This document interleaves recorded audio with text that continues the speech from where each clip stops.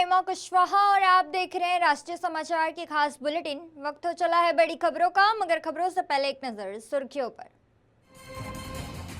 उज्जैन में नाग पंचमी पर भगदड़, धक्का मुक्की में 3 श्रद्धालु घायल, भारी भीड़ के चलते मची अफरा तफरी। योगी का विपक्ष पर पलटवार, ऑपरेशन कायाकल्प से बदले स्कूल, 1.60 करोड़ बच्चों को सुविधाएं। 14 राज्यों में आतंकी नेटवर्क पर एक्शन, 200 से ज्यादा संदिग्ध गिरफ्तार, हथियार और विस्फोटक बरामद। बीजेपी की नई टीम का ऐलान, स्मृति ईरानी को बड़ी जिम्मेदारी, वसुंधरा राजे बनी उपाध्यक्ष। प्रशांत किशोर ने विधायक पद की शपथ ली, बांकीपुर से जीत के बाद संभाली जिम्मेदारी, 10,000 युवाओं को रोजगार का दावा। उज्जैन में नाग पंचमी के मौके पर नागचंद्रेश्वर मंदिर में भारी भीड़ से के चलते अफरा तफरी मच गई। श्रद्धालुओं की बढ़ती संख्या के बीच धक्का मुक्की में 3 लोगों को घायल हो गए। घटना के बाद पुलिस मौके पर पहुंची और प्रशासन ने मौके पर पहुंचकर स्थिति संभाली। घायलों को इलाज के लिए जिला अस्पताल में भर्ती कराया गया। नागचंद्रेश्वर मंदिर की खास बात यह है कि इसके कपाट साल में सिर्फ एक दिन नाग पंचमी पर 24 घंटे के लिए खुलते हैं। इसी वजह से यहाँ बड़ी संख्या में श्रद्धालु दर्शन के लिए पहुँचते हैं। फिलहाल प्रशासन ने भीड़ प्रबंधन और सुरक्षा व्यवस्था को लेकर सतर्कता बढ़ा दी है। उत्तर प्रदेश के सरकारी स्कूलों की बदहाली के आरोपों पर मुख्यमंत्री योगी आदित्यनाथ ने विपक्ष को जवाब दिया है। लखनऊ में एक कार्यक्रम के दौरान सीएम योगी ने कहा कि विपक्ष स्कूलों के वीडियो जरूर बनाए, लेकिन सरकार ने ऑपरेशन कायाकल्प के जरिए स्कूलों की तस्वीर बदलने का काम भी किया है। सीएम योगी के मुताबिक स्कूलों में बेहतर फ्लोरिंग, बाल बालिकाओं के लिए अलग शौचालय, पेयजल, स्मार्ट क्लास, डिजिटल लाइब्रेरी और फर्नीचर जैसी सुविधाएं उपलब्ध कराई गई है। साथ ही करीब 1,60,00,000 बच्चों को बैग, किताबें, यूनिफॉर्म, जूते, मोजे और स्वेटर दिए जा चुके हैं। मुख्यमंत्री ने 2017 से पहले की स्थिति का जिक्र करते हुए कहा कि उस समय कई स्कूलों में भवन, शिक्षक, पेयजल और शौचालय जैसी बुनियादी सुविधाओं की भी कमी थी। उन्होंने दावा किया कि अब निपुण भारत अभियान के तहत बच्चों की पढ़ाई और सीखने के स्तर में भी सुधार हुआ है। सीएम योगी ने कहा कि सरकारी योजनाओं से स्कूलों में आया बदलाव अब जमीन पर दिखाई दे रहा है और उत्तर प्रदेश के सरकारी स्कूलों में शिक्षा के साथ साथ बुनियादी सुविधाओं को भी मजबूत किया गया है। आइए सुनते हैं योगी आदित्यनाथ ने आगे क्या कहा। आज ये कह रहे हैं कि हम स्कूलों का वीडियो बनाएंगे। जरूर बनाओ भाई। हमने तो ऑपरेशन कायाकल्प के माध्यम से हर स्कूल के अच्छी फ्लोरिंग बनवाने में योगदान किया है। बालक और बालिकाओं के लिए अलग अलग टॉयलेट बनवाए हैं, पेयजल की व्यवस्था दी है, स्मार्ट क्लास और डिजिटल लाइब्रेरी वहां दी है, फर्नीचर देने के कार्य किए गए हैं। हर बच्चे को 1,60,00,000 बच्चे के लिए बैग भी दिया है, बुक्स भी दिया है, 2 यूनिफॉर्म प्रत्येक बच्चे को,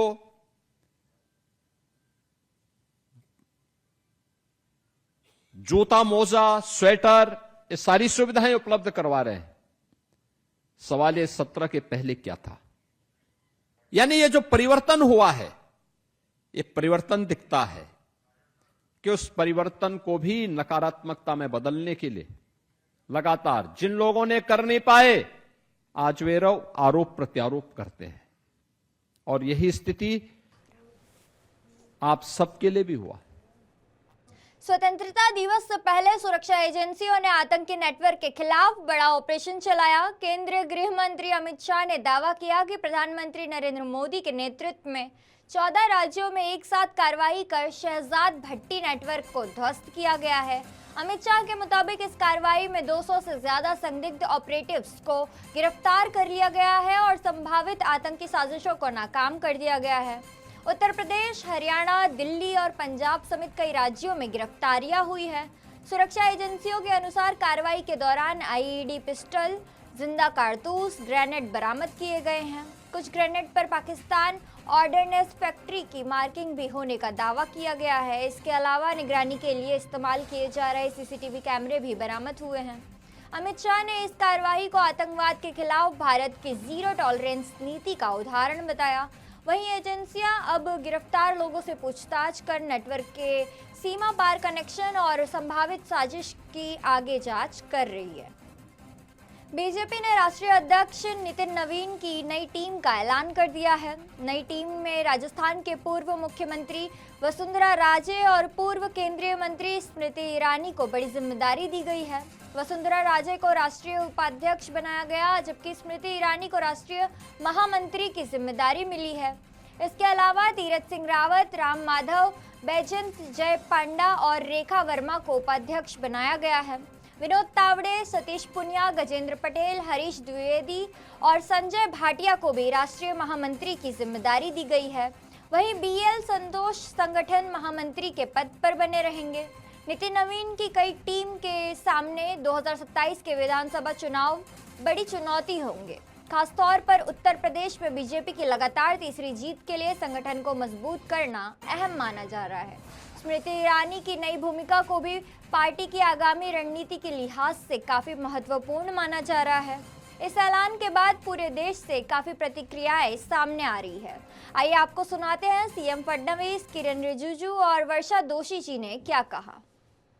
खुशी की बात है कि हमारे राष्ट्रीय अध्यक्ष जी श्री नितिन नवीन जी ने अपनी टीम का ऐलान किया है। एक बहुत ही अच्छी टीम तैयार हुई है। इसमें अनुभवी लोग भी हैं, युवा रक्त भी हमको इसमें दिखाई पड़ता है। और विशेष रूप से मुझे इस बात की खुशी है कि महाराष्ट्र से उपाध्यक्ष के रूप में डॉक्टर भारती पवार, महामंत्री के रूप में विनोद जी तावड़े और कोषाध्यक्ष के रूप में पीयूष जी गोयल, इनके जैसे हमारे जो दिग्गज नेता है, इनको भी इस टीम में जगह मिली है। मैं उनको बहुत बहुत बधाई देता हूँ, पूरी टीम को बधाई देता हूँ। और मुझे विश्वास है कि ये जो हमारी टीम है ये पूरे देश में भारतीय जनता पार्टी को बढ़ाने के लिए, जन जन तक पहुंचाने का कार्य करेगी। प्रधानमंत्री मोदी जी के जो कार्य है उन कार्यों को लोगों तक पहुंचाने के लिए एक सेतु का काम ये टीम करेगी, ये मेरा विश्वास है। मैं तो बहुत एक्साइटेड हूँ। बीजेपी का नेशनल टीम का सूची जब पब्लिश हुआ तो बहुत अच्छा लगा, क्योंकि प्राइम मिनिस्टर नरेंद्र मोदी जी का अब सोच देखिए किस तरीके से अपना टीम बनाते हैं। और हर स्टेट, हर रीजन, समाज के अलग अलग वर्ग और तजुर्बे वाले, एक्सपीरियंस और ऊर्जावान नए चेहरा किस तरीके से मिश्रण करके टीम बनाते हैं। तो हम तो हमेशा अपने आप को हम किस्मत वाला इंसान मानते हैं कि मोदी जी के साथ में काम करने का मौका मिल रहा है। बहुत लंबा समय लग गया। जिन लोगों ने मेरे पर ये विश्वास प्रकट किया है उन सभी का सबसे पहले आभार व्यक्त करना चाहती हूँ।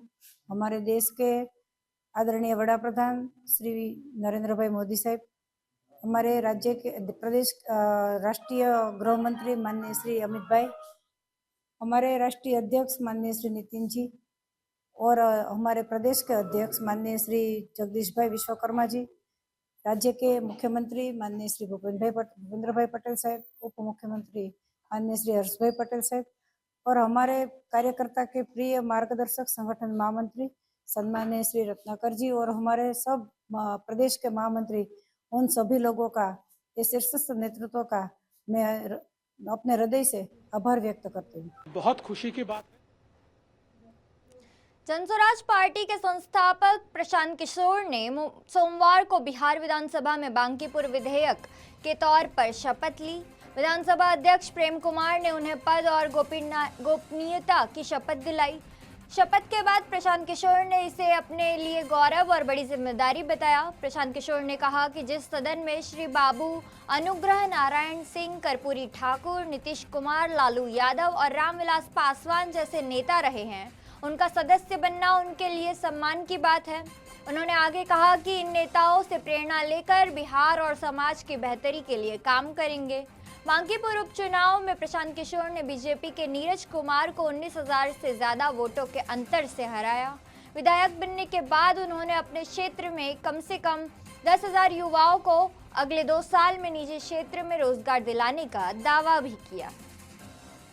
मैं प्रशांत किशोर जो विधानसभा का सदस्य निर्वाचित हुआ हूँ, ईश्वर की शपथ लेता हूँ कि मैं विधि द्वारा स्थापित भारत के संविधान के प्रति सच्ची श्रद्धा और निष्ठा रखूँगा। मैं भारत की प्रभुता और अखंडता अक्षुण्ण रखूँगा तथा जिस पद को मैं ग्रहण करने वाला हूँ उसके कर्तव्यों का श्रद्धापूर्वक निर्वहन करूँगा। और शपथ प्रतिज्ञा की कार्रवाई समाप्त की जाती है।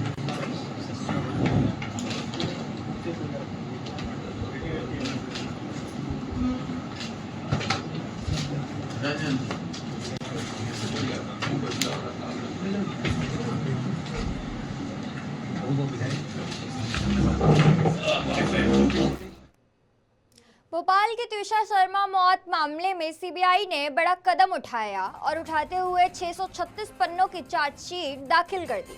जांच एजेंसी ने त्विषा के पति समर्थ सिंह और सास गिरिबाला सिंह को आरोपी बनाया है। दोनों पर दहेज हत्या और प्रताड़ना समेत कई गंभीर धाराओं के तहत आरोप लगाए गए हैं।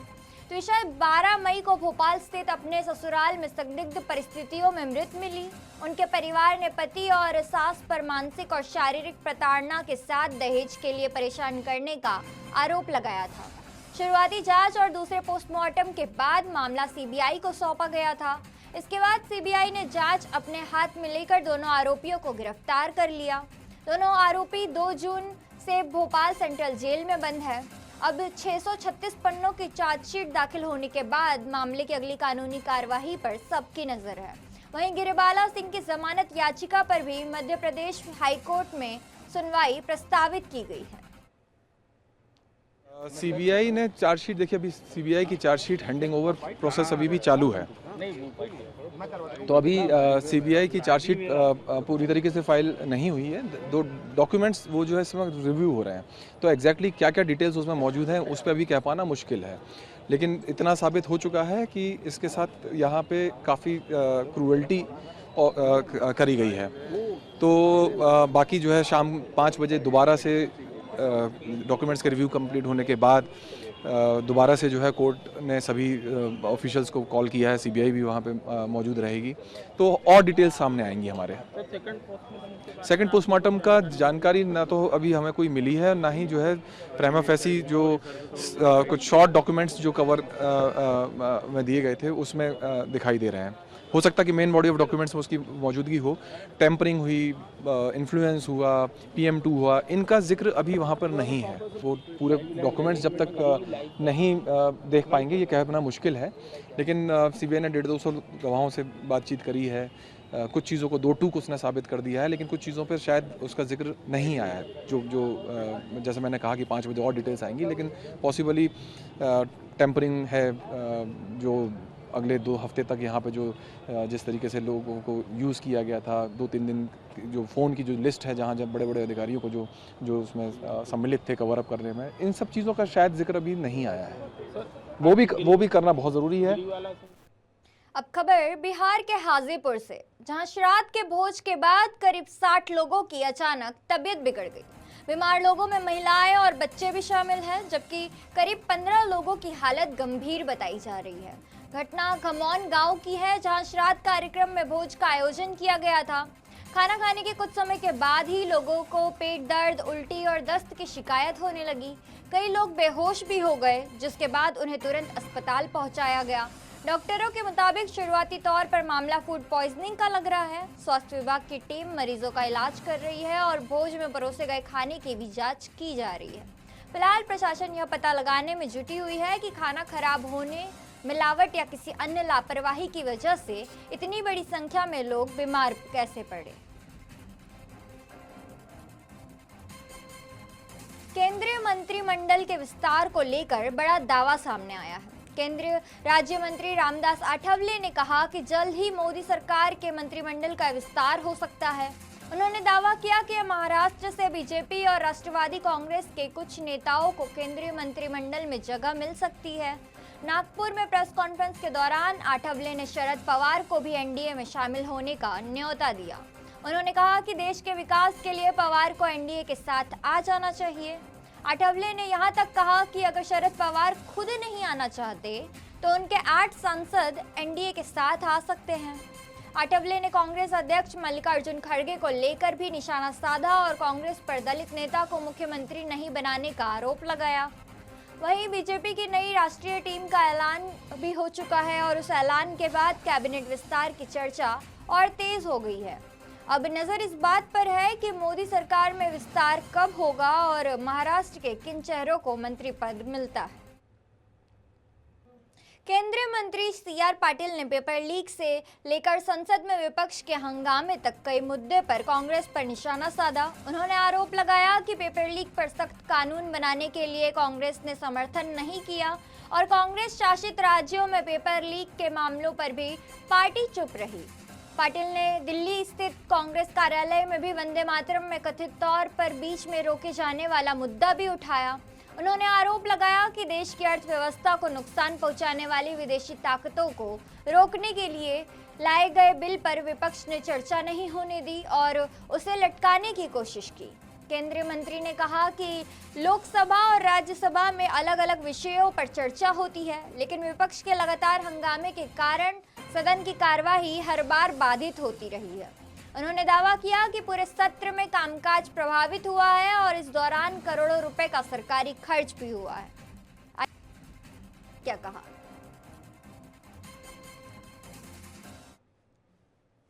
पूरा सत्र में जो महत्व के बिल पास होने चाहिए थे उसमें से 12 बिल जो मंजूर है उसके कोई पर डिस्कशन वहाँ पर नहीं हुआ। इतने महत्व के बिलों पर चर्चा होने के बाद उसको पास करना चाहिए था, मगर कांग्रेस ने और उसके साथी पक्षों ने हल्ला करते हुए संसद को ठीक से चलने नहीं दिया और उसके कारण इसके ऊपर कोई चर्चा नहीं हो पाई है। वंदे मातरम का भी जो बिल था उसके अंदर भी अगर उसका कोई अपमान करेगा तो उसको 3 साल तक की सज़ा की जोगवाई की गई है। और आपने देखा होगा कि कांग्रेस ने 15 अगस्त के दिन कांग्रेस कार्यालय में दिल्ली में इसको रोकने की कोशिश होगी। उनके जो शीर्षस्थ नेता है श्रीमती सोनिया गांधी जी ने वंदे मातरम के गान को रोकने की चेष्टा की, ये पूरे देश ने देखा है। उसके साथ ही FCRA के कारण जो विदेशी ताकतें यहाँ फंड भेजते हैं और यहाँ अनिश्चितता हो, यहाँ दंगे हो, यहाँ डैमेज हो, उसकी जो कोशिश करते हैं, ऐसा जो बिल लाने की चेष्टा की उसको भी चर्चा करने के बजाय उसको जॉइंट पार्लियामेंट्री कमेटी में भेजना पड़ा। जो रोकना चाहती है उसको सफल करने के लिए कांग्रेस और विरोध पक्ष कोशिश कर रहे हैं। मैं मानता हूं कि ये FCRA बिल भी अत्यंत महत्व का बिल था। हमारे देश के अखंडता के लिए, सुरक्षा के लिए बिल लाना बहुत ही आवश्यक था, फिर भी उसको उन्होंने हल्ला करके रोका गया है। मैं आपके माध्यम से यही कहूँगा कि माननीय प्रधानमंत्री श्री नरेंद्र मोदी साहब की पूरी निष्ठा के साथ जो लास्ट इसमें भी महिला बिल और सीमांकन बिल लाने की लाया गया था उसको भी उन्होंने पास नहीं होने दिया और उसको भी रोकने की कोशिश की। इस देश की महिलाओं का अधिकार दिलाने की जो माननीय प्रधानमंत्री श्री नरेंद्र मोदी साहब की कोशिश है और माननीय श्री हमारे गृह मंत्री श्री अमित भाई शाह साहब ने पूरी डिटेल में लोकसभा में उसका जवाब भी दिया था, फिर भी उसको रोककर महिलाओं का अधिकार रोका गया है। इस देश की महिला उनको माफ़ नहीं करेगी, ऐसा मुझे विश्वास है। बहुत तो ये थी अब तक की खास खबरें और खबरों के लिए देखते रहिए राष्ट्रीय समाचार। तब तक के लिए नमस्कार।